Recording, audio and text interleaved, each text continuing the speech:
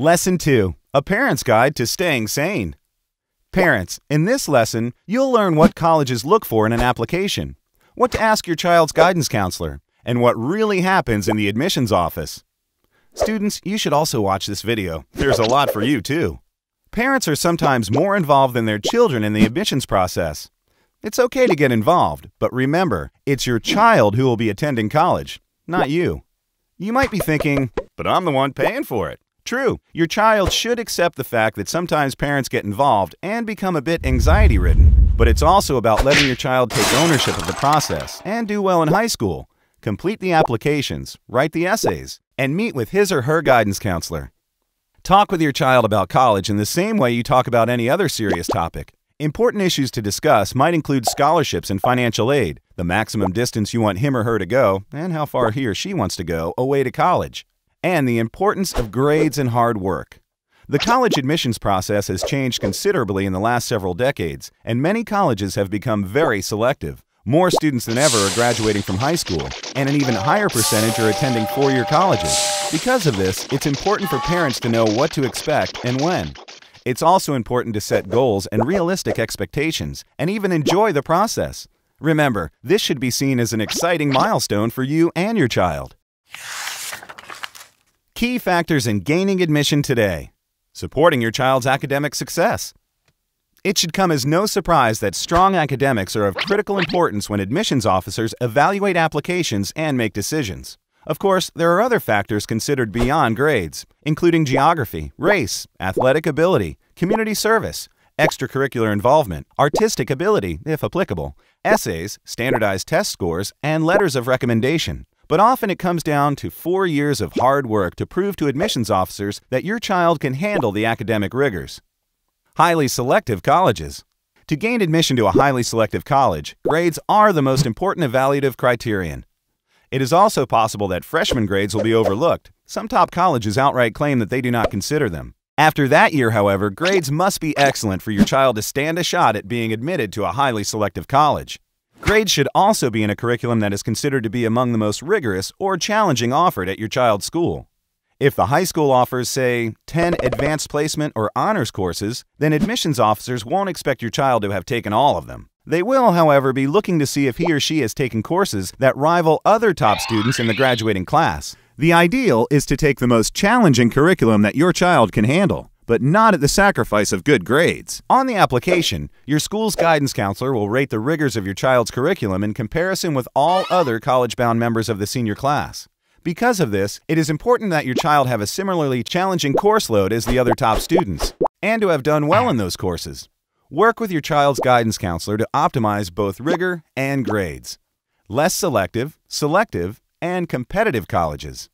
Thankfully, not all colleges admit only 10% of applicants. In fact, most colleges admit between 40 and 80%. While it's true that public colleges have become more and more selective over the past decade, they continue to admit a reasonable percentage of applicants. Your child will still need to earn good grades for a shot at competitive colleges. If your child does not have top grades, keep this important fact in mind. Admissions officers look at trends in academic performance. Junior and senior year grades matter the most, and in many cases, senior year grades can be the deciding factor. All A's in the first 2 quarters or trimesters of senior year can help push a borderline applicant over the edge, and all B's can lead to a rejection. Your child should go for gold senior year. If this does not happen, there still is a possibility to be admitted to competitive colleges, but prospects are less certain. Less selective colleges will be more forgiving with grades. They will also place greater emphasis on other factors, such as activities, community service, and recommendation letters. Finally, many colleges award merit-based aid. The better the grades, the more options that will be available to your child. It can't be emphasized enough. Get the facts from admissions experts. Why you shouldn't listen to other soccer moms and dads. There are many untruths, rumors, and myths about college admissions that are spread among parents. It's not that the parents are trying to scare or intimidate others, though in some instances that might be the case. More likely, it's just that there is a whole lot of misinformation out there. It would be unrealistic to say that you shouldn't talk to other parents about your child's college admissions process. It's probably impossible, since everyone knows that your child is in high school and nearing college. You'll probably hear things like, "Where's your son looking to go to college?" Or, Have you visited that college yet? Or, I hear it's a party school. Do you really want your daughter to go there? Or, my daughter was rejected there last year. I wouldn't even bother applying if I were you. Sound familiar? With many of these comments, chances are that parents heard something from someone somewhere. Some might take out of context what they have read or heard. It's best not to get too deeply mired in others' business, and to simply concentrate on your own child. Contacting the guidance counselor. You can learn a lot from your child's school guidance counselor. Be sure to ask as many questions as possible to get a fuller picture of the college admissions process. If your child's counselor is hard to reach or find, be proactive.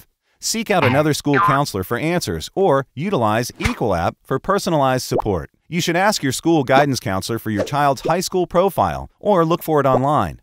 The profile describes the school demographics and usually contains information about the location and environment surrounding the school, population statistics, the curriculum offered, the percentage of graduates continuing to college, and occasionally a list of colleges attended. If your child's high school has an open house or college night to learn about admissions, be sure to attend.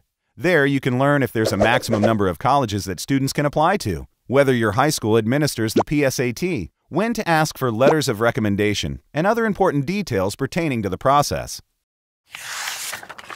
Inside the admissions office. What really happens? Sorting the applications. From within, the admissions process varies from college to college. Generally, applications arrive and are sorted in some capacity, often by region. Sometimes applications are sorted into smaller colleges within a large university, say engineering or architecture, or liberal arts or communications. Even within these smaller colleges, though, there usually is an additional sorting process, generally by region or intended major. Some colleges publicly make available on their website the name and contact information of its regional admissions representatives. It is not necessary to contact these reps directly unless you have a special request or question. Admissions officers do not curry favor to bribery, so it's best not to tempt them with gifts or money. They're actually not allowed to accept anything anyway. Most colleges have a system in place for labeling the application files with the applicant's SAT or ACT scores, if the college requires standardized tests, along with other identifying information like name, address, and high school. The application itself is typically straightforward and easy to complete, with biographical and demographic information. More challenging parts of the application include the essay and activities list. The remainder of the application is sent by your child's guidance counselor directly to the colleges.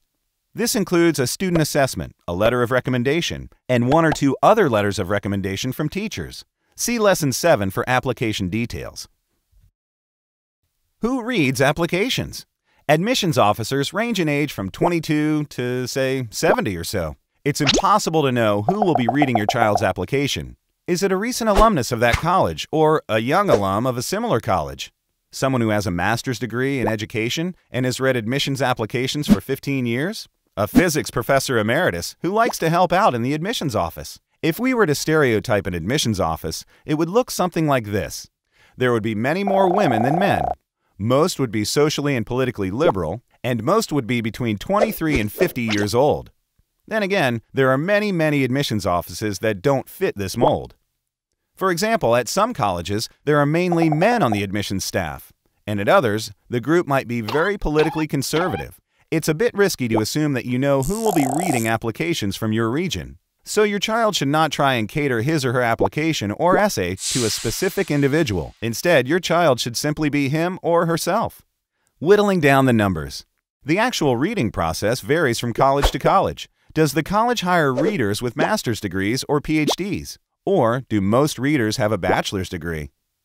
Does the college use alumni to assist in reading? Do they hire part-time readers? Do professors participate? Does one officer whittle her 200 applications down to her top 40 and then meet with a group to whittle those 40 down to 20? It all varies. At highly selective colleges, applications are read and a very small percent of them, generally 5 to 10%, are truly remarkable, outstanding, and exceptional. These are placed in an admit pile. Another group, estimated to be about 25 to 30%, are clearly going to be rejected because of low grades, standardized test scores, or poor writing and essays. This leaves 60 to 70% of applications to fall somewhere in the middle, and admissions officers reread through all of these maybe files. Then, iteratively, A decision is made on each application in this group. The top 20 or so percent will likely be admitted, depending on the size of the college and the projected or desired size of the incoming class. The next 10 to 20% may be waitlisted, and the final group of applications will be rejected. Those colleges with admit rates less than 20% or even 10% will obviously admit a much lower number of those in the maybe pile. In general, each application is considered carefully if the applicant's academic profile falls within normal boundaries typical of the school. All applications are read. It's just that some may be read more quickly than others if the applicant clearly falls below or above the bounds of academic ability. At some college admissions offices, there is a voting sheet or scorecard on which admissions officers jot down notes about the applicant. What was the essay like? Which extracurricular activities did the applicant participate in? Was he or she a leader? What's the family educational background? Is this applicant the first in the family to go to college? Did the applicant attend a private school with a strong reputation? Or is this a rural high school with few college-bound students? What do the teachers and guidance counselor have to say about the applicant? All of these factors and more are taken into consideration. Although it's sometimes hard to believe, admissions officers are real people who are genuinely interested in learning and reading about each applicant. College admissions is not an easy job. Admissions officers are trying to create a class of students who will contribute to the college community. But they're also interested in putting together a mix of students who have diverse interests and backgrounds. It's a challenging balancing act. Applications at almost all colleges are read holistically. Admissions officers consider all aspects of the applicant and ask themselves and their colleagues questions like, can the applicant handle the academic rigors? Will the applicant survive and even thrive in this particular college? Will the applicant add to the mix of students already here on campus? If robots or computers read applications, it would be a much faster and easier process. Not to mention, most admissions officers would be out of a job. A computer, however, would just take students with the highest standardized test scores and grades, and there would be no need to consider other factors. There is more to it than this. One final word about the admissions process that occurs within an admissions office. Perceived areas of weakness in some areas may be compensated for by strengths in other areas. For example, a student with relatively lower standardized test scores may have excellent grades, completed a research project in school, taken 2 summer classes at the local community college, or worked 20 hours a week for the past 2 years. Using a holistic approach, many admissions officers overlook some areas and highlight your child's strengths. It really is one big balancing act. Lesson 2 Summary. Get involved, to an extent. While it's okay to get involved with your child's admissions process, remember that he or she is attending college, not you. Grades matter. At highly selective colleges, all grades after 9th grade count, and sometimes 9th grade does too. For all colleges, be sure that your child works hard, even in senior year, since these grades can make or break an application decision. Don't believe the hype. Chat with other parents about the college admissions process, but remember to use the experts, EqualApp, and your school counselor if you want real answers to real questions. What really goes on in an admissions office? Admissions officers come in all shapes and sizes, and the admissions process takes many different forms, depending on the college. Colleges use a holistic approach to reading applications, so perceived areas of weakness can be compensated for by strengths in other areas.